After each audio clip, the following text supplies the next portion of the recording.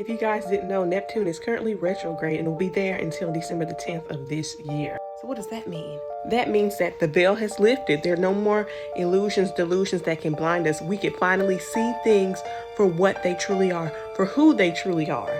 And some of that will be disappointing because your little fantasy bubble is getting popped. And we are going to see reality for what reality truly is. We'll be questioning the validity of situations and things. We're no longer going to take things at face value. Yes, face value, because Neptune is retrograde in the sign of Aries until October 22nd. And so because Neptune rules religious leaders, gurus, even cults, you're going to see yourself that you've been a cult, that you have been fashioning yourself, glamorizing yourself to something that you no longer identify with on a spiritual level, on a personal level. You're going to be like, I'm still figuring out who I am, but I'm not falling for that. Or I'm not falling for that ideology. I'm not falling for that fantasy or that delusion. No mo. I'm not boo-boo the fool. You're going to be embodying truth and things that resonate with you. You can no longer hide from you. You can no longer hide from your bad traits during this transit.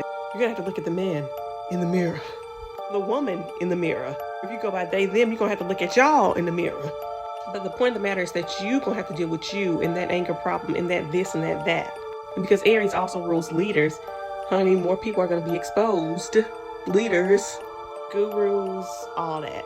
And then, of course, we have Neptune, which will be retrograding in the sign of Pisces from October the 22nd to December the 10th. It'll be in its home sign, so it's going to soften the blow a little bit. Again, with Neptune retrograding in Pisces, the fake shit is not going to fly anymore. We're going to start questioning our ideals. We're going to start questioning the dreams that we have, the beliefs that we believed in, releasing doctrines and spiritual mass, but also peeling back the veils and the layers of our souls, because Neptune retrograde is still a veil that's being lifted to see things for what they are, who they are, and who we were trying to become. But if we really want to get spiritual, expect a lot of visitations. Yes, otherworldly visitations from your ancestors, from your guides, from angels, and even from demons. And let me tell you something. Your demons don't always have to be like spirits and monsters and stuff like that. They could be alcohol. They could be your recreational, things I can't say on here. But those coping mechanisms, they're not going to fly anymore. They're going to stop working because you have work to do when it comes to coping with our grief, with loss, and with letting go and surrender.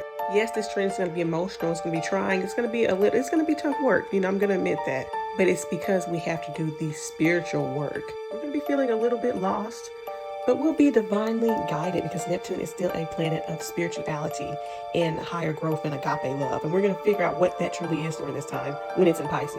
And let this be a reminder that things are not all cracked up to what they are. But now that we see things for what they are, what they really are, what do we chase next?